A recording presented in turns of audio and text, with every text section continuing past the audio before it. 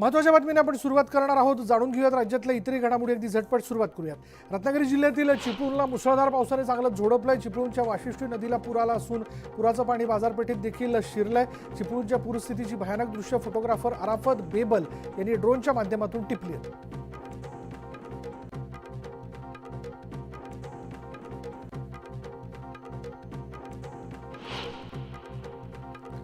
यवतमाळमध्ये 2 दिवसांपासून सुरू असलेल्या पावसामुळे चारी गावाजवळील नाल्याला पूर आला. त्यामुळे पुराचं पाणी गावातील घरांमध्ये शिरलं असून घरातील धान्य वाहून गेले, तर शेतातही पुराचं पाणी शिरल्यानं पिकांचं अतोनात नुकसान झालं. अतिवृष्टीमुळे जळगावच्या वडनगरीमधील पूर्ण रस्ता वाहून गेला. यामुळे 2 गावांचा संपर्क तुटलाय. वर्षभरापूर्वी 70 ते 80 लाख रुपये खर्च करून हा रस्ता बांधण्यात आला होता. रस्त्याच्या कामाची चौकशी करून ठेकेदारावर कारवाई करावी अशी मागणी ग्रामस्थांकडून केली जाते.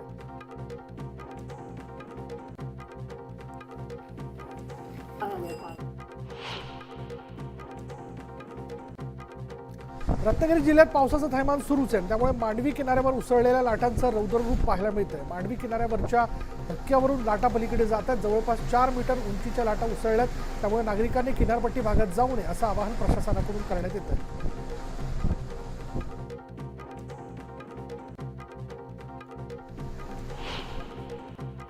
रत्नागिरीमधील जगबुडी आणि नारंगी नदीला पूर आल्यानं व्यापाऱ्यांचं मोठं नुकसान झालंय. चिपळूणमधील वाशिष्ठी नदी, महाडमधील सावित्री नदीचा गाळ काढण्यात आला. त्याचप्रमाणे जगबुडी नदीतील गाळ देखील लवकरात लवकर काढावा अशी मागणी जी ती व्यापाऱ्यांनी केली आहे.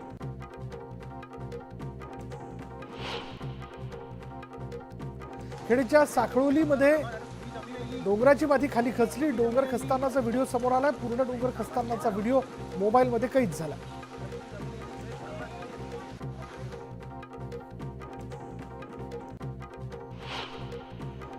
रत्नागिरीतील दरड कोसळण्याच्या घटनेमुळे जन्मशताब्दी आणि तुतारी एक्सप्रेस रत्नागिरी स्टेशनवर खोळंबल्यात. प्रवाशांचे मोठे हाल झालेत.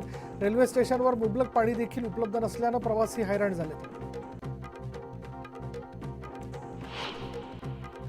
कोकण रेल्वे मार्गावरील वाहतूक मागील काही तासांपासून ठप्प आहे. त्यामुळे प्रवाशांचे अन्न पाणी वाचून हाल होत आहेत. यावेळी खेडमधील अनेक स्वयंसेवी संघटनांनी प्रवाशांना चहा, बिस्किट आणि पाण्याचं वाटप केलं.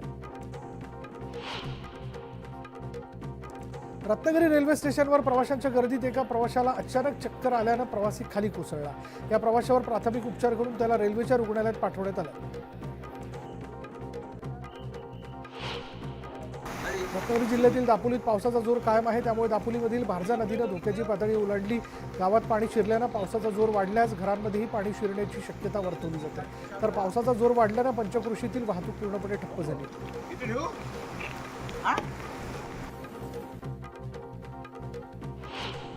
पश्चिम उपनगरात सुरू असलेल्या मुसळधार पावसामुळे अंधेरी सबवे पाण्याखाली गेला. सबवे खाली 3 ते 4 फूट पाणी भरल्यामुळे अंधेरी सबवे वाहतुकीसाठी बंद करण्यात आला होता.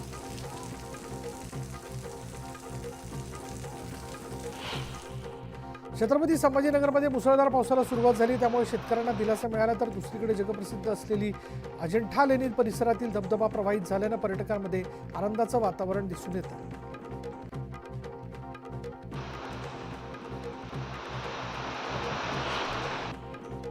सांगली जिल्ह्यातील धरण क्षेत्रात मुसळधार पावसामुळे पाणी पातळीत वाढ झाली. कृष्णा नदीच्या पाणी पातळीतही झपाट्यानं वाढ झाल्यानं नदी दुथडी भरून वाहू लागली आहे. कृष्णा नदीवरील छोटे मोठे बंधारेही पाण्याखाली गेल्यानं अनेक गावांचा संपर्कही तुटला.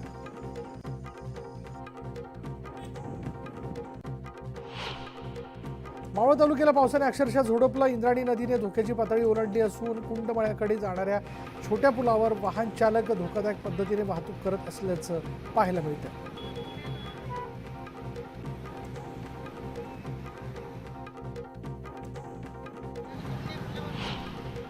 रत्नागिरी चिपळूणमधील पूर ओसरायला सुरुवात झाली आहे. वाशिष्ठी नदीचं पाणी काल चिपळूण बाजारात शिरलं होतं. मात्र आता बाजारातील पाणी ओसरायला सुरुवात झाली असून बाजारपेठेतील चिखल साफ करण्याचं काम सुरू आहे.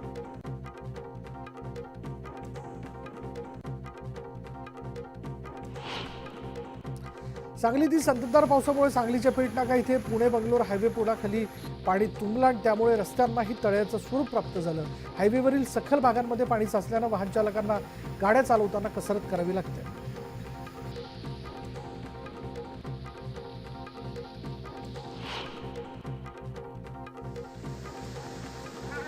सांगली जिल्ह्यातील शिराळा तालुक्यातील सर्वच भागात मागील 2 दिवसांपासून पावसाचा जोर वाढला. चांदोली धरणात 132 मिलीमीटर पाऊस पडलाय, तर येळापूर ते समतानगर पूल पाण्याखाली गेल्यानं रस्ताही वाहतुकीसाठी बंद झाला.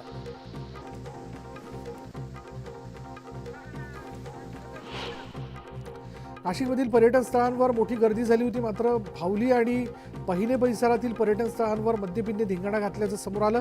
त्यामुळे उंच धबधब्यांवर जीव धोक्यात घालणाऱ्या पर्यटकांवर कठोर कारवाईची मागणी केली जाते.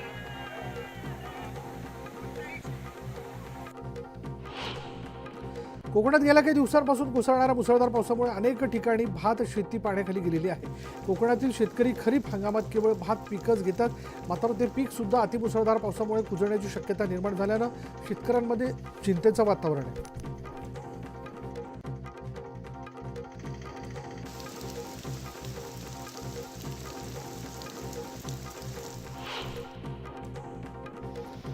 पावसाळी पर्यटनाचा अतिउत्साह नाशिकमधील काही पर्यटकांना भोवला आहे. पावसाचा जोर अचानक वाढल्यानं पर्यटक काल अंजनेरीवर अडकले होते. तब्बल 6 तासांच्या अथक परिश्रमानंतर वनविभागाने अंजनेरीवरून पर्यटकांना सुखरूप उतरवलं आहे.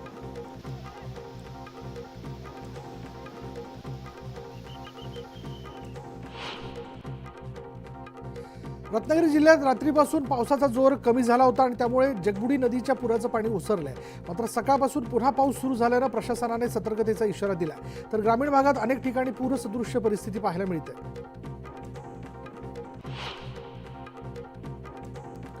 रत्नागिरी जिल्ह्यात मुसळधार पावसामुळे रस्त्यावरून पाणी वाहू लागले आणि त्यामुळे ठिकठिकाणी वाहतूक ठप्प झाली आहे. तर काही ठिकाणी खड्ड्यांचा अंदाज न आल्यानं वाहनं अडकली आहेत. यावेळी भोलवली काळवण मार्गावर ही पाण्याचा अंदाज न आल्यानं एक डंपर अडकला होता, मात्र सुदैवानं चालकाची यातून सुटका करण्यात आली.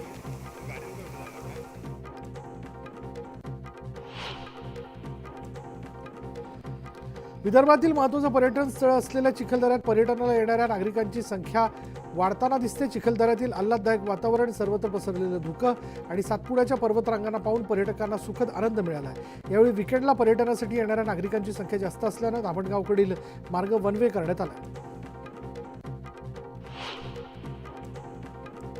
मावळमध्ये जोरदार पावसामुळे निसर्गाचं सौंदर्य खुललंय. धबधबे जोमानं खळखळून वाहू लागले.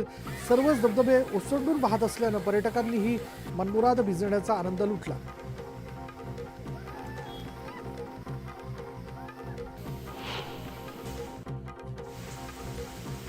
एवढ्या वेळात मागील 24 तासात 169 मिलीमीटर पावसाची नोंद झाली आहे. मुसळधार पावसामुळे धरणातील पाणीसाठ्यात वाढ झाली आहे. टाटा धरणाच्या पाणी पातळीतही वाढ झालेली आहे. यावेळी पर्यटनासाठी गेलेल्या पर्यटकांनी पावसाचा मनमुराद आनंद लुटला. धाराशिव जिल्ह्यात पुन्हा जोरदार पावसाच्या सरी कोसळल्या. जोरदार पावसामुळे पाणीसाठ्यात मोठ्या प्रमाणात वाढ झाली आहे. कळंब, वाशी, परंडा या तालुक्यांमध्ये मुसळधार पावसामुळे बळीराजा सुखावला. बीड जिल्ह्यात गेल्या 2 दिवसांपासून दमदार पावसाने हजेरी लावल्यानं पाटोदा तालुक्यातील सौताडा इथल्या प्रसिद्ध रामेश्वर धबधबा प्रवाहित झाला. या धुक्यामुळे इथलं निसर्ग सौंदर्य आणखीनच खुलून दिसतं.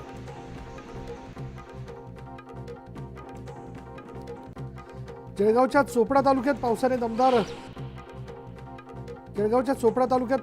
दमदार हजेरी लावली. त्यामुळे नदी नाल्यांना पूर आलाय, तर सखल भागांमध्ये पाणी साचल्यानं रस्त्यांना नदीचं स्वरूप आलंय.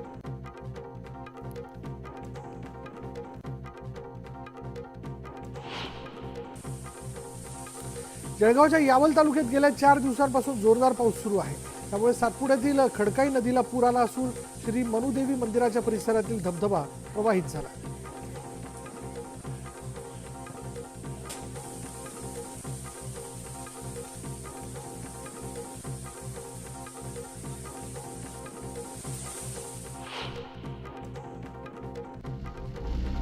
छत्रपती संभाजीनगरातील मुसळधार पावसाला सुरुवात झाली आहे. जुलै महिना सुरू झाल्यापासून प्रथमच संभाजीनगरात मोठ्या पावसाचं आगमन झालेलं आहे. त्यामुळे बळीराजाच्या आशा पुन्हा एकदा पल्लवित झाल्या.